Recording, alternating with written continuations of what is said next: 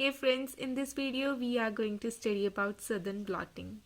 In the previous video, we have already done western blotting and agarose gel electrophoresis. Now we need to know what is southern blotting. Southern blotting is basically a technique in which we detect the presence of a particular DNA fragment in a sample. तो अगर हमारे पास एक sample है जो DNA sample है, उस DNA sample में से हमें अपना एक पर्टिकुलर जीन ऑफ इंटरेस्ट या एक पर्टिकुलर फ्रेगमेंट को डिटेक्ट करना है जो कि हमारे लिए नेसेसरी है, जिसको हम पढ़ना चाहते हैं या जिस पे हम आगे वर्क करना चाहते हैं, उस फ्रेगमेंट को डिटेक्ट करना है डीएनए के, जो कि एक सैंपल के अंदर प्रेजेंट है. वो करने के लिए हम जो टेक्निक यूज करते हैं that is southern blotting. So southern blotting is a technique in which we use to detect the presence of a particular DNA fragment in a sample. तो सैंपल में से एक पर्टिकुलर डीएनए फ्रेगमेंट को detect करने को हम southern blotting बोलते हैं. सदर्न ब्लॉटिंग का एक प्रिंसिपल है जिस पे ये पूरा का पूरा मेथड बेस्ड है. It is actually based on nucleic acid hybridization. तो इसका की प्रिंसिपल जो है सदर्न ब्लॉटिंग का वो न्यूक्लिक एसिड हाइब्रिडाइजेशन टेक्निक है. अब ये न्यूक्लिक एसिड हाइब्रिडाइजेशन होता क्या है, इसमें हम दो अलग अलग डीएनए के स्ट्रैंड्स जो कि एक दूसरे के कॉम्प्लीमेंट्री होते हैं उन दोनों को हाइब्रिडाइज करवा देते हैं. और ये कैसे होता है, ये होता है with the help of agarose gel electrophoresis and using A probe. अब यहाँ पे हम एगरोज जेल इलेक्ट्रोफोरेसिस टेक्निक अपनाते हैं in case of southern and northern blotting. Southern blotting में हम डीएनए को डिटेक्ट कर रहे हैं. यहाँ पे हम न्यूक्लिक एसिड हाइब्रिडाइजेशन में मेनली क्या करते हैं, जो हम अपना जो हमारा डीएनए जिसको हम एगरोज जेल इलेक्ट्रोफोरेसिस के थ्रू सेपरेट करके डिफरेंट बैंड्स में कन्वर्ट करते हैं, उस डबल स्ट्रैंडेड डीएनए को फिर हम कन्वर्ट करते हैं सिंगल स्ट्रैंडेड डीएनए में, और उस सिंगल स्ट्रैंडेड टारगेट डीएनए को हम कॉम्प्लीमेंट कराते हैं अपने बनाए हुए लेबोरेटरी में सिंथेसाइज किए गए प्रॉब के अंदर. तो प्रॉब्स बेसिकली क्या होते हैं, प्रॉब्स हमारे पास सिंगल स्ट्रैंडेड डीएनए होते हैं जो कि हम कॉम्प्लीमेंट्री बनाते हैं अपने टारगेट डीएनए के, और हम टारगेट डीएनए जो होता है उसको भी सिंगल स्ट्रैंडेड कर देते हैं. यानी कि पूरे के पूरे जितने भी बैंड्स आते हैं इलेक्ट्रोफोरेसिस के अंदर, उसमें हम सारे जो डीएनए के बैंड्स हैं सबको सिंगल स्ट्रैंडेड बना देते हैं, सो दैट जो हमारा टारगेट डीएनए उसमें जो भी होगा उसके साथ हमारा जो प्रॉब है वो कॉम्प्लीमेंट्री हो और आके हाइब्रिडाइज होके एक हमें डबल स्ट्रैंडेड मॉलिक्यूल दे दे. और ये जो प्रॉब्स होते हैं ये यूजुअली जो है रेडियो लेबल्ड होते हैं या एंजाइम लिंक भी हो सकते हैं, और ये डीएनए या आरएनए किसी के भी बने हो सकते हैं. तो यहाँ पे हम सिंगल स्ट्रैंडेड डीएनए जो है वो तैयार करते हैं लैब में, और हम इस तरीके से तैयार करते हैं कि जो सीक्वेंस हमें चाहिए हम उसका कॉम्प्लीमेंट्री जो है लैब के अंदर तैयार करते हैं, और फिर उसको हम हाइब्रिडाइज कराते हैं अपने टारगेट डीएनए के साथ. तो हाइब्रिडाइजेशन जो है उस बेसिस पे हम डिटेक्ट करते हैं कि हमारा जो जीन ऑफ इंटरेस्ट है, जो डीएनए फ्रेगमेंट है, जो हमें पर्टिकुलर डीएनए फ्रेगमेंट चाहिए वो कहाँ पे है और कितना मौजूद है एक सैंपल के अंदर. तो ये हम देखते हैं through nucleic acid hybridization. So the key principle of Southern blotting is nucleic acid hybridisation.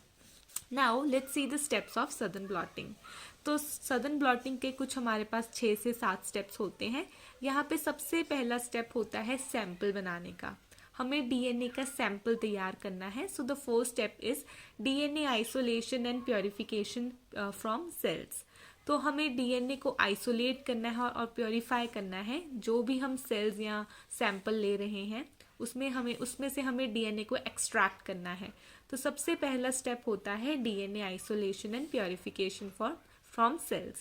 इसके लिए हम क्या करते हैं, हम डिटर्जेंट्स का यूजली यूज़ करते हैं. जैसे कि आपने सुना होगा CTAB, it's a kind of detergent, it's a cationic detergent used in the extractions of DNA from a sample. तो हम जो है अपने सेल्स को इंक्यूबेट करते हैं डिटर्जेंट से, जिससे कि सेल की लाइसिस हो जाती है, और इस कारण से जो है हमें जो है सेलुलर प्रोटीन्स और डीएनए जो है वो फ्री फॉर्म में अवेलेबल हो जाता है. उसके बाद क्योंकि हमें प्रोटीन्स भी नहीं चाहिए तो हम प्रोटीन्स को भी एंजाइमेटिकली डिग्रेड कर देते हैं with the help of proteinase enzyme.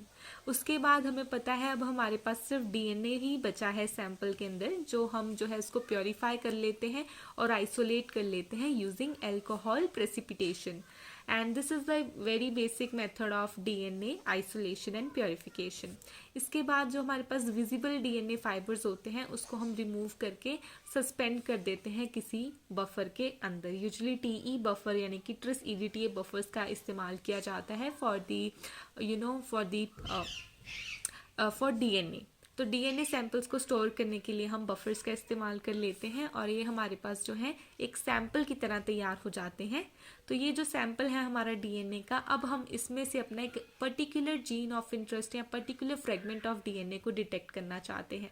तो इसके लिए फिर हम क्या करेंगे, हमारा जो बहुत बड़ा फ्रेगमेंट है डीएनए का उसको हमें जो बहुत बड़ी लेंथ है हमारे पास डीएनए की, हमें पता है डीएनए जो एक बहुत बड़ी लेंथ में जो है हमारे न्यूक्लियस के अंदर प्रेजेंट होता है। तो जब हम उसको एक्सट्रैक्ट करते हैं न्यूक्लियस से बाहर निकाल के अपने सैंपल के अंदर, तो तब भी वो जो लेंथ है डीएनए की वो बहुत लंबी होती है। तो बहुत ज़्यादा लंबी लेंथ को जो है हम इलेक्ट्रोफोरेसिस के अंदर नहीं इस्तेमाल कर सकते। तो हमें बहुत लंबे डीएनए में से अपना एक particular fragment of DNA detect करना है।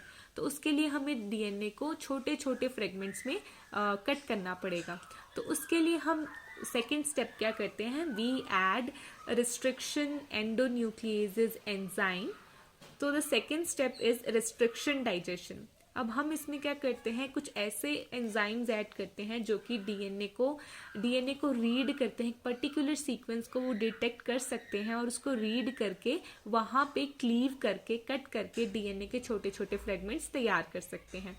तो इसके लिए we cut the DNA into different sized fragments using restriction endonucleases, जिसका एग्जांपल है जिस तरीके से EcoR1, यानी कि हम EcoR1 जो है एक एंडोन्यूक्लियस है, रिस्ट्रिक्शन एंडोन्यूक्लियस है, जो कि एक पर्टिकुलर सीक्वेंस को डिटेक्ट करता है। ये जो है GAATTC इसका सीक्वेंस है, रिकॉग्नाइजेबल सीक्वेंस, इसको रिकॉग्नाइज करके कट लगा देता है बिटवीन GAI गेस। तो ये बीच में जो है कट लगा के फ्रेगमेंट्स जो है डीएनए के वो तैयार कर देता है। तो इस तरह से हम बहुत बड़े डीएनए को जो है फ्रेगमेंट में कन्वर्ट कर देते हैं यूजिंग रिस्ट्रिक्शन एंडोन्यूक्लिएजेस। अब हमारे पास क्योंकि सैंपल है, सैंपल में जो है बहुत सारे डीएनए के फ्रेगमेंट्स हैं, उसमें से हमें अपना एक पर्टिकुलर डीएनए जो है फ्रेगमेंट जिसमें हम इंटरेस्ट ले रहे हैं और जो हमें चाहिए डिटेक्ट करने के लिए वो भी मौजूद है। पर अब उसकी डिटेक्शन हम कैसे करते हैं, उसकी हम डिटेक्शन करते हैं by performing एग्रोज gel electrophoresis. एग्रोज gel electrophoresis पे हम एक वीडियो बना चुके हैं और उसमें हमने डिस्कस किया था कि किस तरीके से हम इस टेक्निक का इस्तेमाल करके अपने डीएनए को जो है वो सेपरेट करवा सकते हैं। इसके लिए हम एक एग्रोज जेल तैयार करते हैं। वेल्स के अंदर जो है हम अपने सैंपल्स को डालते हैं, बफर्स का इस्तेमाल होता है जैसे कि TAE बफर, और फिर हम अपने सॉल्यूशन को जो है जो भी हमने सेटअप तैयार किया है हम उसको रन करवाते हैं, करंट प्रोवाइड करते हैं और हम देखते हैं कि बहुत सारे डीएनए के बैंड्स जो है हमें विजुलाइज होते हैं और हम उसको विजुलाइज कर सकते हैं बिकॉज ऑफ इथीडियम ब्रोमाइड जो कि हमने स्टेन उसके अंदर डाला होता है। So here we are clear with the एग्रोज gel electrophoresis technique, जिसमें हम जो है बहुत सारे डीएनए के स्ट्रैंड्स को देख सकते हैं। अब ये बहुत सारे डीएनए स्ट्रैंड्स तो सेपरेट हो गए अपने अपने साइज के बेसिस पे और मॉलिक्यूलर वेट के बेसिस पे या साइज के बेसिस पे सारे डीएनए स्ट्रैंड्स जो अब सेपरेट हो चुके हैं। पर अभी भी हमें पता है कि डबल स्ट्रैंडेड डीएनए स्ट्रैंड्स हैं और हमारा जीन ऑफ इंटरेस्ट कहाँ पे है या हमारा जो पर्टिकुलर जिस स्ट्रैंड को हम डिटेक्ट करना चाहते हैं वो कहाँ पे है वो हमें नहीं पता। तो उसकी डिटेक्शन के लिए हम जो है नेक्स्ट स्टेप परफॉर्म करते हैं जो है डीनेचरेशन एंड ब्लॉटिंग। तो सबसे पहला after electrophoresis we perform denaturation process. अब डीनेचरेशन में क्या होगा, जितने भी बैंड्स बने हैं एग्रोज जेल के ऊपर, जितने भी डीएनए के बैंड्स बने हैं ये डबल स्ट्रैंडेड बैंड्स हैं। डीनेचरेशन से क्या हो जाएगा, ये double stranded DNA bands convert हो जाएंगे into single stranded DNA bands. तो डबल स्टैंडर्ड डीएनए को हम सिंगल स्टैंडर्ड डीएनए में कैसे कन्वर्ट करते हैं, उसके लिए हम डीएनए को डीनेचर करते हैं with an alkaline solution such as sodium hydroxide. तो सोडियम हाइड्रोक्साइड का इस्तेमाल करते हुए हम डीनेचर कर देते हैं।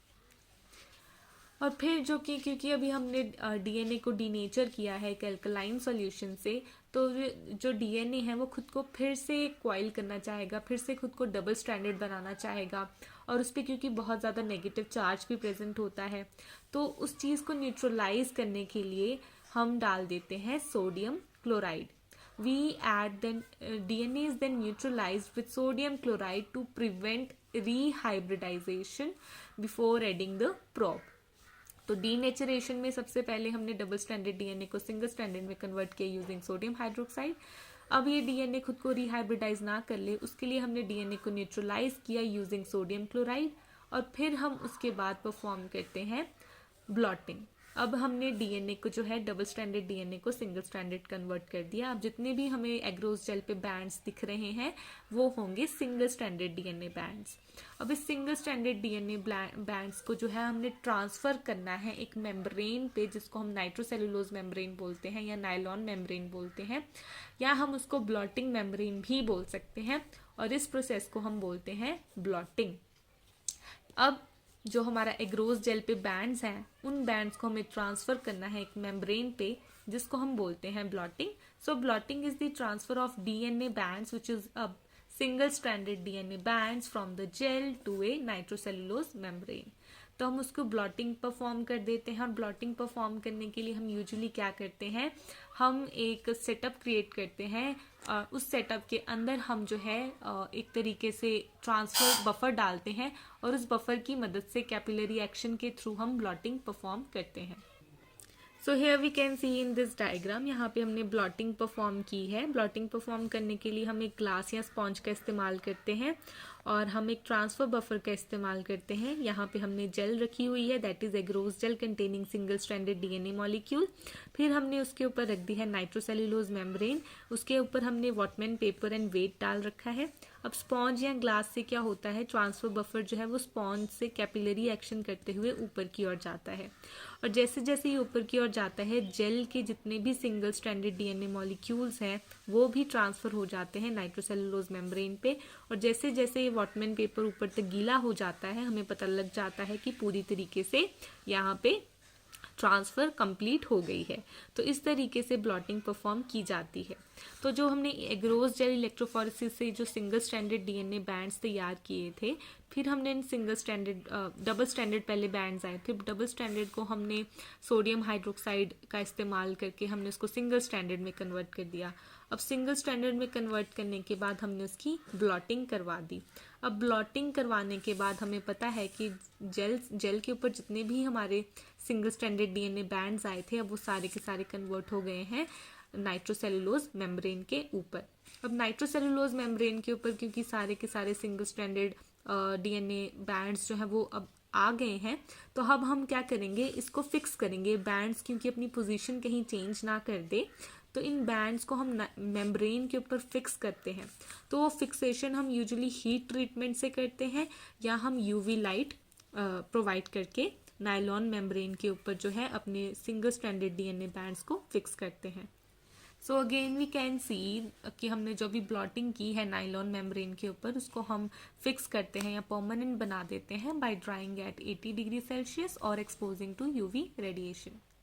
Now after blotting the major step is hybridization. अभी हमने जो की प्रिंसिपल पढ़ा है सदर्न ब्लॉटिंग का, इट्स न्यूक्लिक एसिड हाइब्रिडाइजेशन। तो यहाँ पे हाइब्रिडाइजेशन परफॉर्म की जाती है, क्योंकि अभी हमें पता है कि अभी हमारे जो नायलॉन मेम्ब्रेन है उसके ऊपर सिंगल स्टैंडर्ड डीएनए मॉलिक्यूल्स हैं, तो अब हम उसमें डालते हैं अपना एक लेबल्ड प्रॉब, और the labelled probe is added to the membrane in buffer and incubate for several hours to allow the probe molecule to find their targets। तो अब हम इस नायलॉन मेम्ब्रेन को एक सॉल्यूशन के अंदर, बफर सॉल्यूशन के अंदर डालते हैं, और फिर हम उसके अंदर बहुत सारे प्रॉब मॉलिक्यूल्स डाल देते हैं। और प्रॉब मॉलिक्यूल्स क्योंकि एक पर्टिकुलर डीएनए टारगेट डीएनए के ही कॉम्प्लीमेंट्री होते हैं, तो वो सिर्फ उसी डीएनए के साथ कॉम्प्लीमेंट होके हाइब्रिड करते हैं जिनके साथ वो बनाए जाते हैं, जो उनका टारगेट डीएनए होता है। तो this single stranded DNA probe find their target single-stranded DNA molecule to make a double-stranded DNA, which is a hybrid DNA. So that's why nucleic acid hybridization is the key principle of southern blotting. अब हमने देखा है कि probes क्या होते हैं. Probes are basically small pieces of labeled DNA which is used to find complementary DNA fragments which is our gene of interest. तो ये जो है perform किया जाता है. So here we can see in this diagram हमारे पास एक मेम्ब्रेन है, ये प्रॉब सॉल्यूशन या बफर सॉल्यूशन है. ये जो नाइलॉन मेम्ब्रेन है, this one is the nylon membrane having single stranded DNA molecules. Now these red coloured are the probe molecules which are added in the solution. They are incubated for several hours so that these probes are able to find their target DNA. तो अब हम nylon membrane को जब इस solution से कुछ time के बाद बाहर निकालेंगे, हम देखेंगे सिर्फ टारगेट डीएनए के साथ ही सिर्फ उसी डीएनए के साथ प्रॉब जुड़े हैं जिसके वो कॉम्प्लीमेंट्री तैयार किए गए थे. तो इस तरीके से जो है हम अपना टारगेट डीएनए ऑफ फ्रेगमेंट या जीन ऑफ इंटरेस्ट जो है वो फाइंड आउट करते हैं in southern blotting. So here we can finally see कि जो आखिरी में ये जो है लास्ट स्टेप होता है वॉश एंड ऑटो रेडियोग्राफी. हमें जो है नाइलॉन मेम्ब्रेन को वॉश करना है और वॉश करने के बाद जितने भी अनबाउंड प्रॉब्स होते हैं वो सारे के सारे वॉश आउट हो जाते हैं. उसके बाद हम ऑटो रेडियोग्राफी करते हैं जिसमें हम रेडियो एक्टिव प्रॉब्स जो कि रेडियो एक्टिव प्रॉब्स क्योंकि हमने डाले होते हैं तो X-ray film is placed over the membrane. तो जैसे हम एक्सरे फिल्म हम मेम्ब्रेन के ऊपर रखते हैं, हम अपने टारगेट लेबल्ड प्रॉब जो है वो वहाँ पे फ्लोरिसेंट या क्योंकि रेडियो एक्टिव प्रॉब होते हैं तो हमें उनकी प्रेजेंस दिख जाती है. तो उसकी मदद से हम अपना डीएनए जो पर्टिकुलर डीएनए फ्रेगमेंट है उसको हम डिटेक्ट कर लेते हैं. So what we can see is that after development there will be dark bands on the film wherever the probe bound. तो एक्सरे जो हमारे पास शीट आती है उस पर हम देख लेते हैं कि डार्क बैंड्स बनते हैं फिल्म पे जहाँ भी प्रॉब बाउंड होते हैं. तो इस तरीके से हमें अपना डीएनए टारगेट डीएनए जो है मिल जाता है using Southern blotting. We can also understand the concept of Southern blotting through this diagram where we get the sample of DNA and in this DNA suppose this is our DNA of interest. Then to detect this DNA of interest we actually use restriction enzyme digestion such as EcoR1. Then we convert this whole DNA into a DNA fragments. Now all these DNA fragments are subjected to agarose gel electrophoresis after which we can observe these different band formation of double stranded DNA on the agarose gel. After that we denature all these double stranded DNA by using mild alkali treatment such as sodium hydroxide and sodium chloride, and after that these double stranded DNA gets converted into single stranded DNA. Now these single stranded DNA after the denaturation we subject this agarose gel electrophoresis, this gel, to blotting. So we use the process of blotting where we transfer all these single stranded DNA molecules from gel to the nitrocellulose membrane. Now since all these single stranded DNA molecules now transferred to the nylon membrane, they are fixed using heat treatment around 80 degrees Celsius or by UV light cross reaction. After that we subject this nylon membrane in a probe solution where we want these probes to attach or complement or make hybrid to their target DNA. So these probes actually make a hybrid with their target DNA, and we observe this after washing and autoradiography where the X-ray film is placed over this membrane, and we observe certain dark bands, and these dark bands basically shows that okay, these are our target DNAs where the probe has complemented. So after that we can use this southern blotting technique to detect a gene of interest. So for this we need certain important stuff which is like restriction enzyme, agarose gel electrophoresis, denaturation process and all that. So I hope that this is pretty much clear to you that what is southern blotting and what are the techniques we use in that. And now let's talk about the applications of southern blotting. We use southern blotting in RFLP, which is restriction fragment length polymorphism. It's a molecular marker. We use this technique in DNA fingerprinting. Suppose for paternity and maternity testing, we can use criminal identification and forensic as well, and for personal identification as well. So these are some of the applications. Other than that, we can study recombinant DNA technology through this technique, and there is a diagnosis of HIV-1 or infectious disease, genetic disorders, or prognosis of cancer, if there will be a cancer in a patient or not. So all of these are certain applications of Southern blotting. So I hope that you like this video. If you did, then please don't forget to like, subscribe, share, comment. Thank you.